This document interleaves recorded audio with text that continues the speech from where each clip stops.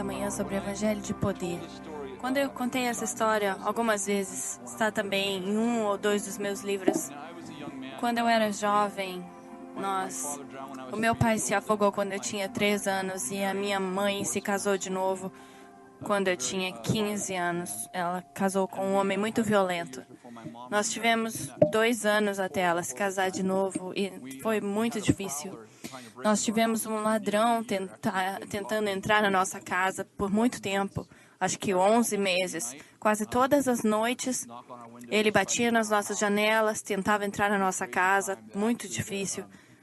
E a polícia veio e desenvolveu uma estratégia e colocou perímetro em volta da nossa casa por meses e meses. E a minha mãe é uma mulher, hoje ela é bonita ainda, mas antigamente ela era extremamente bonita de todas as formas. E nós morávamos numa casa sem ar-condicionado, onde ficava muito úmido. E a gente morava, tipo, no gueto, então era difícil. A gente tinha que trancar as janelas e as pessoas diziam, por que vocês não trancam? Mas se a gente trancasse as janelas, ficava tão quente lá dentro, 30 graus, com 90% de umidade, era impossível. E o ladrão entrou no quarto da minha mãe uma noite e ela dormia com uma arma e eu também dormia com uma arma debaixo do travesseiro e ela finalmente se recusou a dormir no seu quarto e trancou a janela. E ela foi dormir na sala com uma arma. E 3 noites antes da noite que eu vou descrever para você, o ladrão entrou na minha janela. E nós não tínhamos tido nenhum problema por alguns dias. E eu pensei, tá muito quente, eu vou abrir a janela. E ele entrou pela minha janela 2 ou 3 da manhã. E ele estava tentando entrar na casa pelo meu quarto e eu acordei e vi ele, comecei a gritar e ele correu, saiu pela janela e eu peguei a arma e atirei. Foram tempos muito difíceis e eu fiquei acordado aquela noite, 3 noites antes daquela noite, e eu disse em voz alta, sabe, eu não fui criado para acreditar em Deus. A minha mãe fazia a gente rezar todas as noites, mas eu não sabia se Deus era Buda, Mohammed, Jesus, eu não sabia, honestamente. Nem sabia se Deus existia. O meu avô, que foi a pessoa mais influente na minha vida, era um ateu. Até um ano antes dele nascer, um dia eu tenho que contar essa história de novo. Antes dele morrer, o que eu disse? Nasceu? Eu peguei o espírito do Jason, ele orou pela nossa desesperança, para que a gente fosse cheio de desesperança.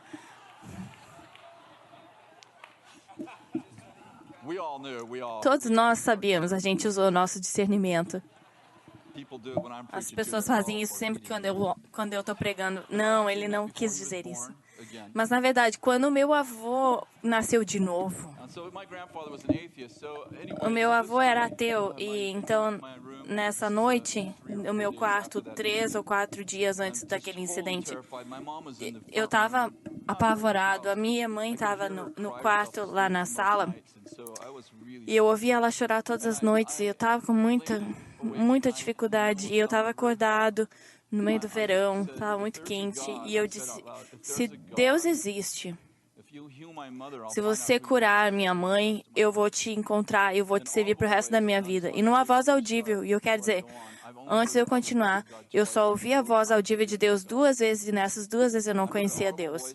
Eu ouvi uma voz audível que disse, meu nome é Jesus Cristo, e você tem o que pediu. Na manhã seguinte, a minha mãe acordou. Agora, a minha mãe, desculpa, eu esqueci essa parte. Ela estava coberta por psoríase, pela ansiedade que ainda tinha intensificado. Ela tinha na orelha, por todo o rosto, no cabelo. É terrível. Na manhã seguinte, a minha mãe saiu do quarto da frente lá do banheiro e ela foi completamente curada. A psoríase tinha desaparecido. E não havia ninguém mais chocado do que eu. Mas eu acho que uma semana depois, se eu me lembro bem, a voz voltou. A segunda vez que eu ouvi a voz de Deus, ele disse, o meu nome é Jesus Cristo. Você disse que se eu curasse a sua mãe, você me serviria e eu estou esperando. Verdade.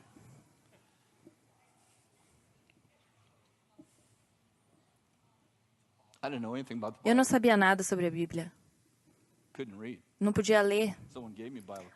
Se alguém me desse uma Bíblia, eu também não podia ler. Quando eu me formei no 2º grau, eu lia no nível de 3ª série. Então, eu comecei a ir em igreja após igreja. Ninguém nem sabia. Eu nem sabia que igreja ia. E eu falei isso antes e agora eu quero retirar. Na verdade, eu não sabia. Eu não conhecia Jesus, eu não conhecia as igrejas, então eu não sabia o que eu estava procurando. Então eu sentava lá no fundo e às vezes eu ficava por 10, 15 minutos e outras vezes eu ficava pelo culto inteiro. E na minha mente eu dizia, o Deus que falou comigo não está aqui. E de fato, a igreja poderia ser muito boa, mas ele não me tocou ali. E alguns anos passaram, a Kathy, eu conheci ela quando ela tinha 12, a gente noivou quando ela tinha 13.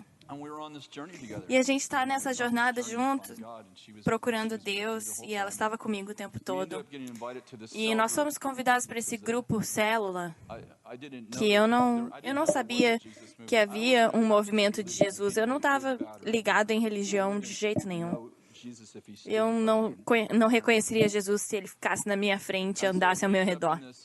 Então, eu estava indo há 3 anos a diferentes igrejas e eu estava esperando, fala comigo, Deus. Então, a gente foi nessa casa que a quantidade de pessoas se reduzia pelo tamanho da casa. Tinha uns 100 hippies ali. Eu não sabia que eles eram gente de Jesus, eu só sabia que eles eram hippies e eles estavam cantando Aleluia. Conhece essa música? E nós entramos ali e nós pensamos, e nos disseram, a gente tem que chegar antes ou senão a gente vai ter que assistir pela janela. E a casa estava cheia. E eles começaram a cantar Aleluia, alguma dessas canções mais antigas. E, cara, era intenso ali.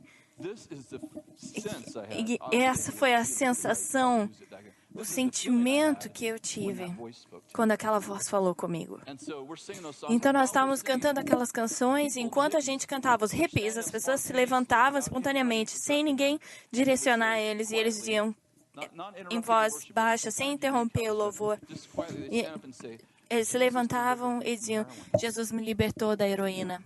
E sentavam. Enquanto a gente cantava.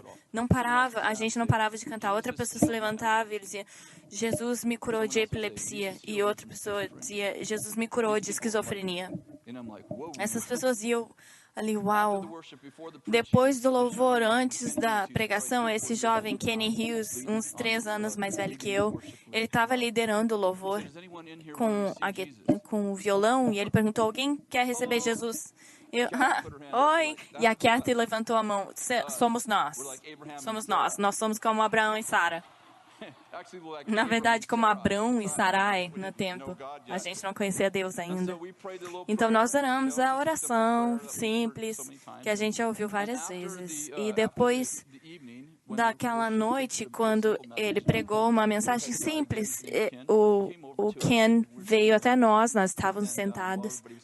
E todos estavam conversando e ele falou, vocês receberam Jesus essa noite, sabe, vocês são como bebês. E a Bíblia diz que vocês nasceram de novo. E em termos muito simples, nada de escritura. E ele falou de forma simples o que tinha acontecido conosco e leu algumas escrituras. E ele disse, vocês nasceram de novo e agora vocês precisam de um pai. Tá bom. Ele trouxe 2 jovens que eram 3 ou 4 anos mais velhos que nós e eles perguntou qual deles vocês querem que seja o seu pai. E eu peguei o mais bonito.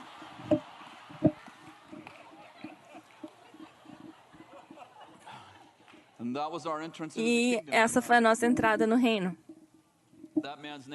O nome daquele homem era Art Kipman. Ele mais tarde casou com uma mulher chamada Kathy. Também eles se tornaram nossos pais. Eles não eram muito mais velhos que nós, mas eles conheciam a Jesus mais tempo do que nós. Nosso pai espiritual gostava muito de ler a Bíblia e orar. Ele dizia, você tem que ler a Bíblia, orar e compartilhar seu testemunho todos os dias. E eu, tá bom, eu não sei nada. Então eu vou ler a minha Bíblia todo dia. E eu lia por horas, todos os dias. você não percebe. Quando eu digo eu li por horas, eu lia 2 capítulos, porque eu não sabia ler e a gente estava lendo a versão mais antiga da Bíblia. Eu aprendi a ler lendo aquela versão mais antiga. Eu li por uns 10 anos. Sabe a palavra santificação? Eu nem conseguia O Espírito Santo literalmente me ensinou a Bíblia. Então, esses dias iniciais, nós conhecemos os Johnson alguns anos depois e 10 anos mais 10 anos atrás eu fiz o funeral do Art Kipman e foi nossa honra fazer isso. Eu recebi Jesus por causa de uma voz audível e o poder de Deus. E naquele grupo, era engraçado, não contei essa parte da história no primeiro culto. Naquele pequeno grupo, eles sempre cantavam no Espírito. Então, eles diziam, cante no Espírito, e eu, só para participar. Eu não sabia de nada, não sabia o que eles estavam fazendo. E ele devia ter nos ouvido. E segunda ou terceira noite que nós fomos, e ele veio, vocês precisam ser batizados no Espírito Santo para você ter uma língua espiritual. E eu pensei que eu tivesse uma.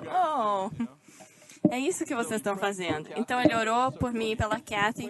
Ele orou pela Kathy e a Kathy instantaneamente foi batizada no Espírito Santo. Ela começou a falar em línguas. E nós estávamos voltando para casa, eu nunca vou esquecer. A gente estava voltando para casa e ela, aquilo foi tão maravilhoso, foi tão legal. E nada aconteceu comigo. Por 6, 7 meses.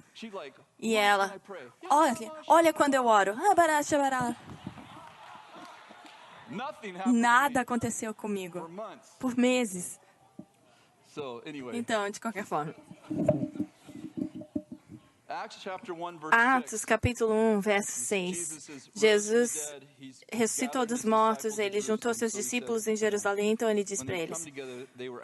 Estavam reunidos e lhe perguntaram, Senhor, é esse tempo que vais restaurar o reino a Israel? E ele respondeu, não lhes compete saber os tempos e as datas que o Pai estabeleceu pela sua própria autoridade, mas receberão poder, todos digam poder. Quando o Espírito Santo descer sobre vocês e serão minhas testemunhas. Percebeu que ele disse, não vão testemunhar. Serão minhas testemunhas em Jerusalém, toda a Judéia, Samaria e até os confins da terra. Você não pode separar o evangelho de poder. Quando você recebe o Espírito Santo, você recebeu poder. Você recebeu o dunamis, dinamite. Quando você tira o poder do evangelho, você tem gélio. Você não tem isso não é da Escritura. Desculpa, parecia uma boa ideia na minha cabeça. Romanos 15, 17, Paulo diz, portanto, em Cristo Jesus eu encontrei razão para me gloriar nas coisas pertencentes ao reino, porque eu não falo nada além do que Cristo fez através de mim, resultando na obediência dos gentios pela palavra, e no poder de sinais e maravilhas, e no poder do Espírito, para que de Jerusalém até Icônio eu tenho pregado o Evangelho plenamente. Escute essa parte. No poder dos sinais e maravilhas, no poder do Espírito, de Jerusalém até aos confins da terra, eu preguei o Evangelho plenamente. Você não pode fazer isso sem poder, sinais e maravilhas. Você não pode separar o poder do Evangelho. Em Coríntios, Paulo tem um problema interessante em Coríntios. Você precisa ler 1 e 2 Coríntios para entender toda a imagem. Mas Paulo tem algumas pessoas que vieram entre os coríntios, uma igreja que ele plantou com Barnabé, e ele começa a falar para os coríntios que nós somos os seus apóstolos, nós somos os seus pais. Então, Paulo escreve para eles 2 cartas sobre isso. Ele escreve outras coisas em 1 Coríntios, mas em 2 Coríntios, o foco de 2 Coríntios é esse. Mas em 1 Coríntios, capítulo 4, ele diz, eu não escrevo essas coisas para envergonhar vocês, mas para admoestá-los, porque vocês têm inúmeros professores, mas não têm muitos pais. Porque em Cristo eu me tornei o seu pai pelo Evangelho. Portanto, sejam meus imitadores. A gente diz, não me siga, siga Jesus. Se eu estou seguindo vocês, eu tenho que estar... Se eu estou seguindo Jesus, eu tenho que estar seguindo você, ou você não é um líder. Portanto, eu vos exorto, sejam meus imitadores. Por essa razão, que razão? Que eu quero que você me imite. Que eu vos enviei Timóteo, que é o meu filho amado no Senhor, para que ele vos relembre dos meus caminhos em Cristo. E como eu ensino em todos os lugares, em todas as igrejas. Entendeu? Quando você sabe, se alguém está seguindo você, eles devem estar seguindo Jesus, porque você deve estar seguindo Jesus. Então, se você tem mais tempo no Senhor, você está um pouco mais adiante do que eles. Então, quando você diz, siga a mim, eles estão seguindo Jesus, porque você está seguindo Jesus. Quando você diz, imitem Jesus, você está imitando Jesus, porque nós queremos ser como Cristo. Cristo é Deus. Quantos entendem? Você foi comissionado a ser imitador de Deus. Efésios 5:1. Sejam imitadores de Deus. Você está tentando ser como Deus? Sim. Essas pessoas tentando ser como Deus. Isso mesmo. Uma ótima acusação. Porque Jesus é Deus e eu estou tentando ser como Cristo. Portanto, eu devo imitar a Deus.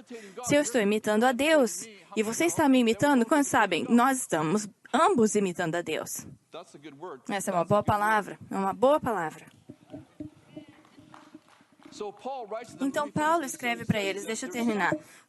Alguns entre vocês, você pode ter muitos mestres, mas você não tem muitos pais. Essa é uma resposta às pessoas vindo ao rebanho, dizendo, não, Paulo não é seu pai, nós somos seu pai.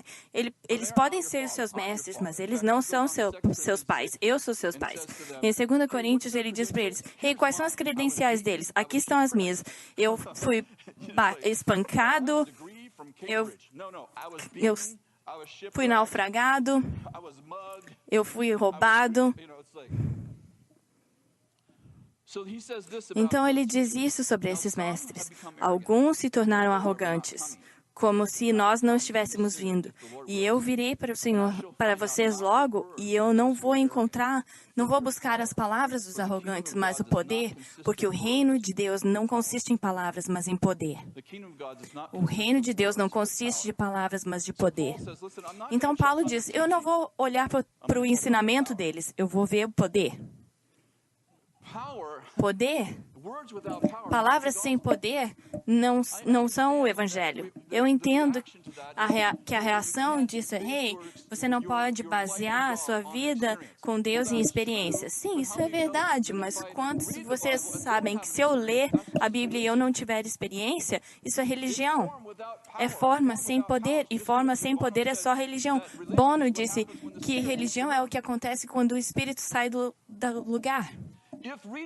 Se ler a Bíblia não te leva a um encontro com Deus, então qual é o propósito? O nosso objetivo não é aprender a Bíblia, é conhecer o autor. Ei, se só conhecer a Bíblia te desse um relacionamento com Deus, os fariseus seriam o máximo. Escute, eu amo ler a Bíblia. O meu mentor disse, leia a Bíblia todos os dias. Eu li a Bíblia quase todos os dias desde que eu nasci de novo. Provavelmente eu não li algumas centenas de dias, mas eu tento ler todos os dias por anos e anos, mais de 40 anos. Eu creio na Bíblia. Eu creio que se você tem a experiência que é antibíblica, então elas são experiências erradas. Você não devia. Você está entendendo? Ela é a fundação para tudo o que eu acredito. Mas o que eu estou dizendo, se você lê isso e isso não te dá um relacionamento com o autor, então eu não sei qual é o ponto. É como ler o manual do carro e nunca dirigir o carro. Ah, isso é maravilhoso. Não, o objetivo não é conhecer o manual. O objetivo é dirigir o carro.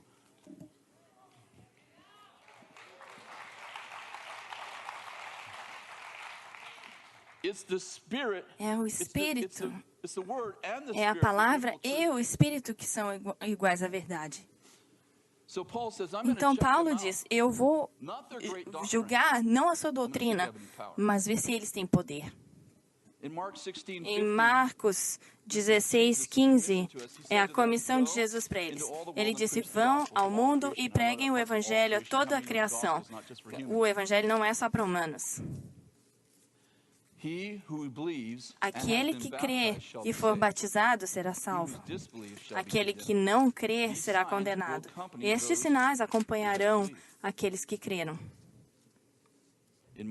No meu nome, expulsarão demônios, falarão novas línguas, pegarão em serpentes, se beberem algum veneno mortal, não lhes fará mal nenhum. Imporão as mãos sobre os doentes e estes ficarão curados. Algumas pessoas dizem, não sei se eu acredito nisso. Bom, Jesus disse que se você crer e for batizado, você é salvo. Como é que eu sei que eu sou salvo? Esses são os sinais que vão te acompanhar se você crer. Se eu não fizer sinais e maravilhas, eu não sou salvo? Não, eu não quero levar isso. Só quero falar o que Jesus disse. Jesus disse, se você crer, estas coisas te acompanharão. Ele não disse, elas vão acompanhar só os cristãos, que só acompanharão os apóstolos. Ele diz, acompanharão os que creem.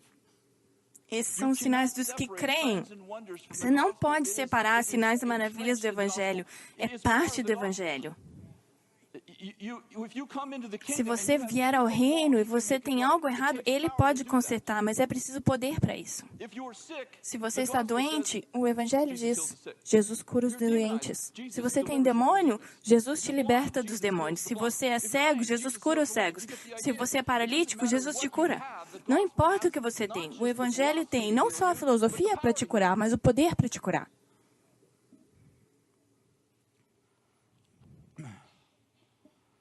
Jesus repete a mesma mensagem, basicamente, a mesma mensagem básica em João 14. Ele diz, se você não crer em mim pelas minhas palavras, então crê em mim pelas minhas obras, estes milagres.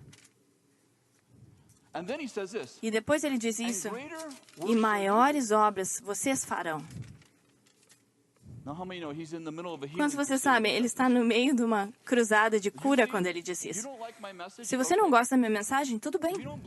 Se você não crê em mim por causa da minha mensagem, olha para os milagres que eu estou fazendo. Você já viu eles antes? Não. Então, acredite em mim por causa dos milagres. Eu não posso acreditar na experiência. Jesus te disse para fazer isso.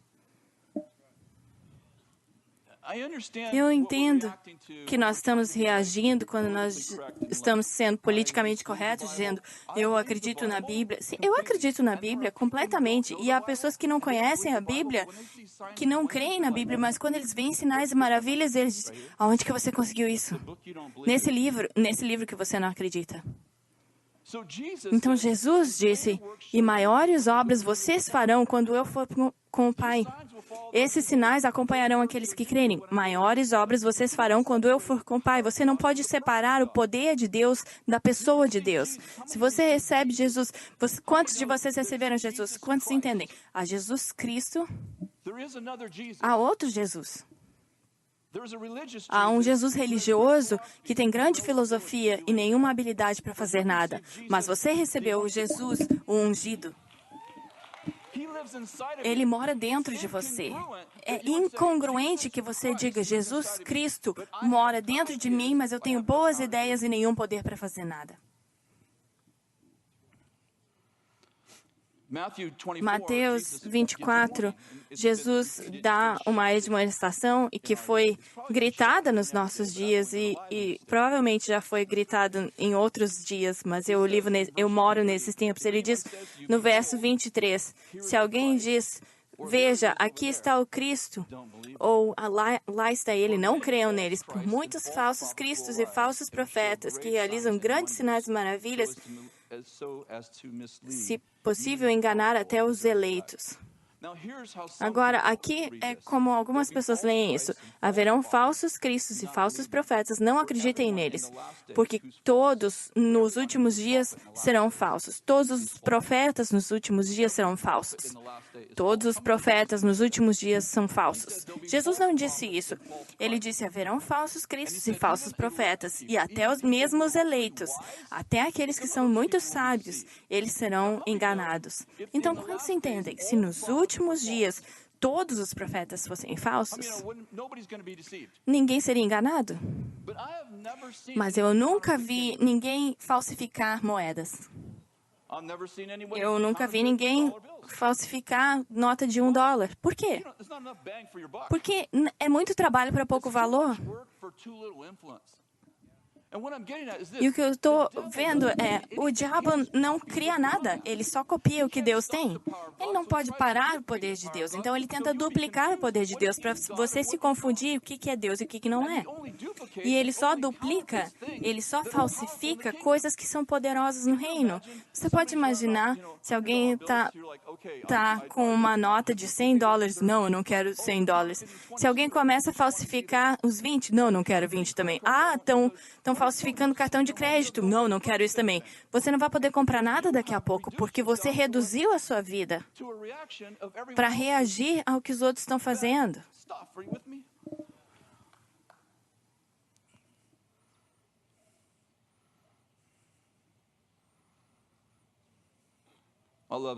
Eu amo essa história. Êxodos capítulo 7. Eu só vou contar a história. Em Êxodos capítulo 7, Deus fala para Moisés, eu quero que você vá para o faraó e aqui que eu quero que você fale. Moisés, Deus, ele não vai me ouvir. Eu cresci naquela casa, ele não vai me ouvir. E quem que eu vou dizer que me mandou? E diga que eu sou quem eu sou. Isso vai ser fácil. Isso esclarece muita coisa, eu acho isso muito engraçado. Moisés está morrendo de medo. Quem que eu digo que me mandou? Diga, eu sou. Tá bom, obrigada. E Deus disse, escuta, o meu nome não vai impressionar eles, mas o meu poder vai. Aqui o que você vai fazer? Você vai levar Arão com você. E quando você chegar na frente de Faraó, o que eu quero que você faça é manda Arão jogar o cajado dele vai se transformar numa cobra. Então eles chegam ali na frente de Faraó. Eu imagino que Moisés está nervoso, ele não fala muito bem. Ei, você precisa deixar o povo de Deus ir. Moisés, sai da minha frente. Arão, faz a sua coisa. Arão joga o cajado e se torna o quê? Uma cobra. Então, imediatamente, o faraó chama os mágicos e os bruxos, e vocês podem fazer isso, e eles jogam os cajados deles, e eles se tornam cobras. Eu amo essa história. Snória. A minha boca não está funcionando hoje. E a cobra de Arão come a cobra dos outros. Eu amo isso. Aqui o que a igreja faz? Não, os bruxos usaram cobras, a gente não pode usar cobra. A gente não pode usar cobras, elas são do diabo. Elas são, ou até que não sejam. E então você termina com cobra de bruxo, e não tem nenhuma cobra grande, porque você não acredita que Deus pode usar cobras. Deixa eu fazer uma pergunta. Moisés duplicou o milagre dos bruxos ou os bruxos duplicaram os milagres de Deus?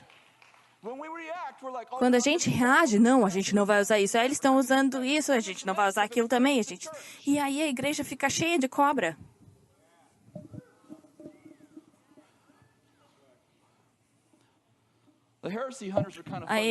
Os caçadores de heresias são engraçados. Me lembro que Harry Truman disse, se eu andasse pelo rio nas águas, amanhã de manhã ia aparecer nos jornais, o Harry não consegue nadar. É tudo perspectiva. E as pessoas fazem perguntas que não são bem perguntas. Vocês creem em cobras? Escuta, não tem resposta certa para isso. Para alguém que acha que o Harry não consegue nadar. Você entende o que eu estou falando? Não é uma pergunta isso. Se você interagir com pessoas assim, você entende? Não é uma pergunta.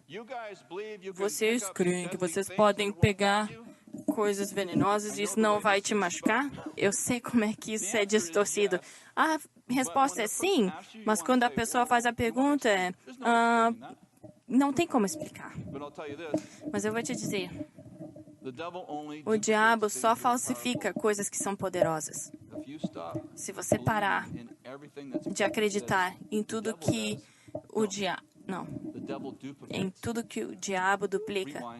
Volta. Não, desculpa. Deixa eu editar. Eu posso ver isso no YouTube agora. Se você reagir às coisas que o diabo falsifica, você vai ficar só com moedas sem valor. E nós seremos bons cristãos, pessoas boas. Nós só seremos boas pessoas. Não são boas pessoas? Eu não nasci para ser bom. Eu nasci para ser um filho de Deus.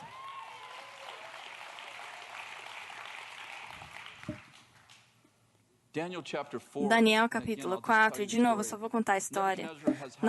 Nabucodonosor teve um sonho, e nesse sonho ele viu essa árvore com ramos, essa árvore era linda, cobria a terra, e algumas coisas vieram e cortaram a árvore e deixaram só o tronco. E ele não sabia o que isso significava, mas ele sabia que tinha algo a ver com ele. Você não ama quando Deus fala com uma pessoa que não crê e eles têm que achar um cristão para descobrir? E eu nem gosto daquele cara, mas eu preciso conversar com ele. E então ele chamou todos os adivinhadores, os mágicos, aqueles conjuradores. Ele os convida e ele diz, me digam o que esse sonho significa. E nenhum deles consegue interpretar o sonho. Então ele chama Daniel. Eu amo que o Daniel é sempre o último. E quando ele chama Daniel, é isso que ele diz para Daniel. Então eu dei ordens para trazerem Daniel na minha presença, todos os sábios. Eu dei ordens para trazerem na minha presença todos os sábios da Babilônia para me darem interpretação. Todos os adivinhadores, mágicos, divinadores não sabiam a interpretação. Mas finalmente Daniel veio diante de mim, cujo nome era Beltesazar, de acordo com o nome do meu Deus. Nabucodonosor está falando em primeira pessoa, de acordo com o nome do meu Deus. E em quem está o Espírito do Santo Deus, Beltesazar, chefe dos mágicos. Já que eu sei que o Espírito do Santo Deus está dentro de você, me conte a visão dos meus sonhos que eu vi e junto com ele a interpretação. Então, o que aconteceu? O que aconteceria se Daniel tivesse reagido à heresia, aos caçadores de heresias, e ele dissesse, não, eu não vou me incluir no meio desses conjuradores e adivinhadores. Quantos entendem? Como os caçadores de heresias aceitariam Daniel? Ele é o cabeça de todos os mágicos, adivinhadores. Ele é o chefe. O nome dele não é Daniel na Babilônia, é Beltesazar. O rei deu um nome para ele de acordo com Deus dele. Ele não é pensado como um profeta. Eu amo essa história porque Daniel não come vegetais. É muito engraçado, não vou comer vegetais, mas você pode me chamar de adivinhador. Ah, não, ele só come vegetais. Ai, o que eu disse que ele não come? A razão é porque Paulo disse que aquele que come vegetais só é fraco na fé. Então eu estou pensando, o que aconteceria se Daniel comesse bife? E ele fez tudo aquilo só comendo vegetais.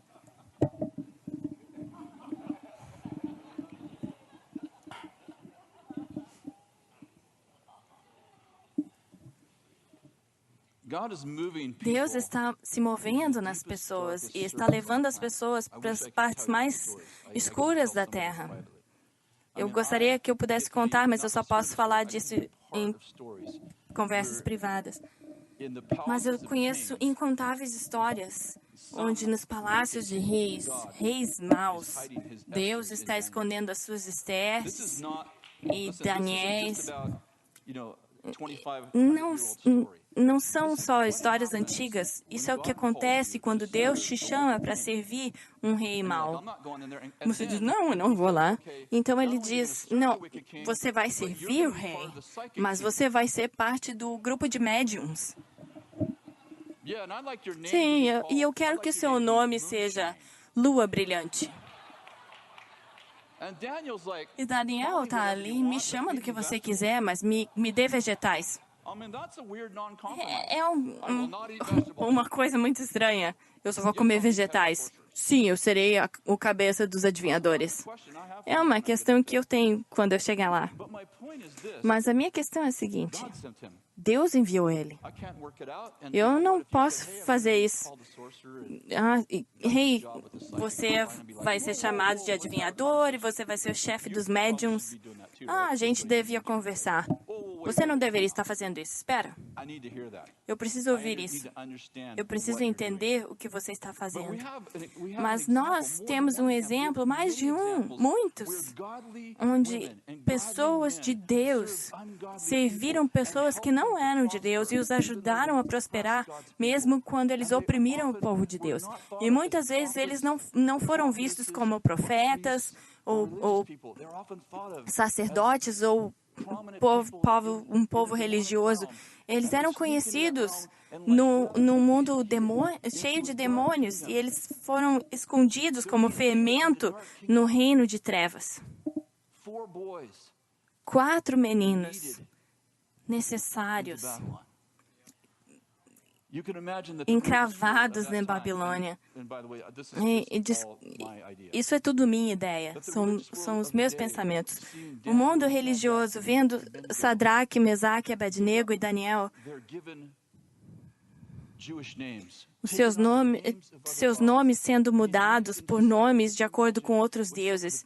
Você pode imaginar o que alguns dos sacerdotes e escribas haviam pensado, os rumores, a fofoca que as pessoas fizeram deles, onde eles sentavam na mesa do rei com os outros adivinhos e mágicos por 70 anos, servindo 40 reis, mas o resultado foi que a Babilônia caiu diante do poder de Deus e a Pérsia liberou Daniel e todos os israelitas voltaram e reconstruíram o templo e Daniel influenciou 4 reis, 3 de 4 reis para o reino.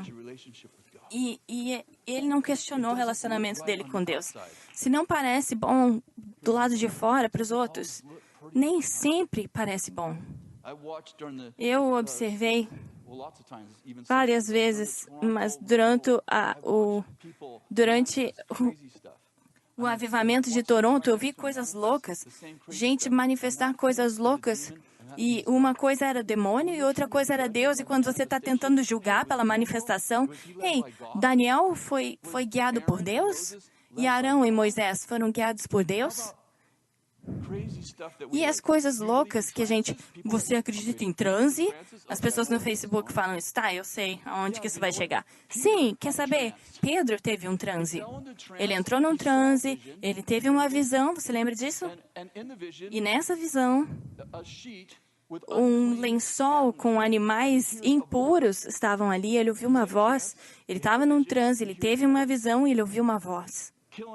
Mate e come. Certo?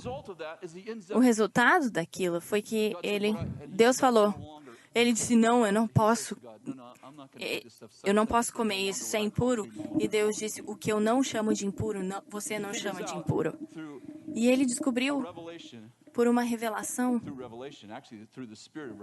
pelo espírito de revelação, ele descobriu que aquilo não era sobre coisas impuras, não era só sobre comida, era sobre gentios.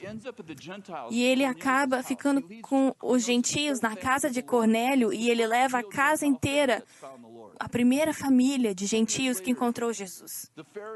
Anos mais tarde, os fariseus que se tornaram cristãos, eles chamaram Pedro numa reunião pública e disseram, você falou com gentios, você comeu com eles, quem te deu permissão para ficar com pessoas impuras? E Pedro começou a contar e disse, eu estava num transe.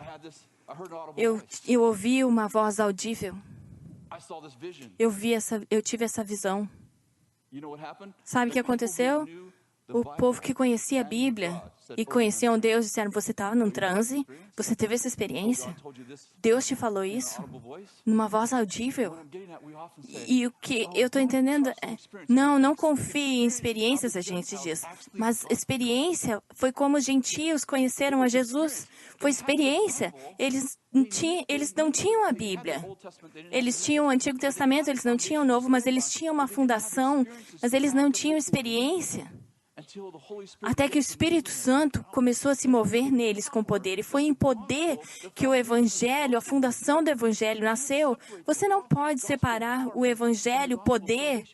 Você não pode separar essas duas coisas. Os dois são o mesmo. Foi o Evangelho de poder que levou Pedro até a casa de Cornélio para que ele pudesse falar salvação. Você não pode separar os dois. E enquanto Pedro estava falando, enquanto ele estava falando isso, ele nem tinha terminado de pregar. Eu imagino que ele tinha uma mensagem longa, eles não sabiam nada da Bíblia. Eles estavam em Corinto, que era mitologia grega, eles não conheciam nada, nem Abraão, nem Adão e Eva, nem Davi, Golias. Eles sabiam mitologia grega, então ele tinha muita coisa para compartilhar. E ele estava compartilhando o Evangelho por horas, e no meio da sua pregação, o Espírito de Deus caiu sobre eles. Ele nem terminou a mensagem. O Espírito de Deus, tá bom, chega.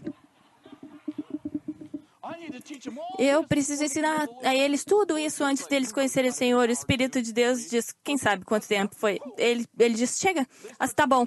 E começou a cair sobre eles, e eles começaram a falar em línguas. E Pedro está chocado. Então ele os batizou em água. Então mais tarde, quando os fariseus disseram, por que você os batizou? E ele disse, mas eles já tinham sido batizados no Espírito. Então se já foram batizados no Espírito, eu vou batizar eles em água também. E a resposta deles, faz sentido. Por quê? Porque eles tiveram uma experiência que validou a doutrina. Você não pode separar o poder de Deus, o poder da salvação e o Evangelho da salvação. Você pode se levantar, por favor? Nós precisamos terminar.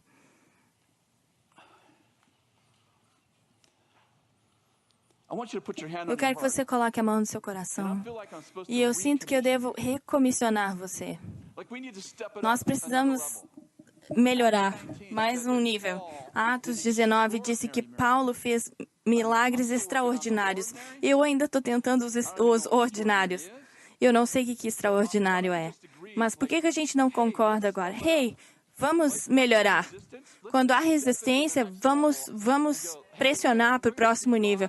Nós vamos ver Deus fazer coisas extraordinárias. Então, Deus, nós liberamos agora poder. Você diz, quando o Espírito Santo vem sobre você, você receberá um poder para ser minhas testemunhas. E Deus, eu oro agora que cada pessoa que está nesse lugar, cada pessoa que está ouvindo esse podcast, isso na internet, enquanto eles estão ouvindo, que eles sejam tomados de poder, que o Espírito Santo venha sobre eles com poder, que aqueles que nunca foram batizados no Espírito Santo sejam batizados, pessoas que nunca tiveram sonhos, visões, tenham sonhos, visões, pessoas que nunca profetizaram, comecem a profetizar, pessoas que nunca expulsaram demônios, comecem a expulsar demônios, e de repente, Deus, que haja um povo, um exército de pessoas que comece a destruir as obras do diabo. E que seja como era nos tempos de Paulo. E ele diga, eu reconheço Jesus e eu conheço essa igreja. Que nós sejamos famosos no céu e temidos no inferno. Cada cristão, das crianças, na igreja das crianças, quando eles entrarem nas escolas, que os demônios fiquem,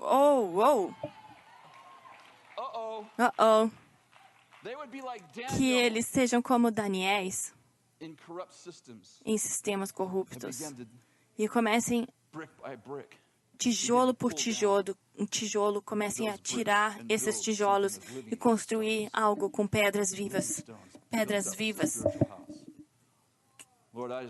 construídas como uma casa espiritual. Senhor, eu oro agora, no nome de Jesus, que você toque naqueles que até resistiram em Ti, como tu tocou em Paulo de Tarso. Pessoas que resistem ao poder de Deus, que eles se encontrem falando em línguas, tendo experiências espirituais, que eles comecem a ir até os loucos cristãos da Bethel. Eu preciso que eles orem por mim. Pessoas que falaram mal da gente, que venham pedir perdão. Eu os abençoo em nome de Jesus. Eu te abençoo em nome de Jesus. Diga, eu recebo isso para mim mesmo. Amém. Obrigada.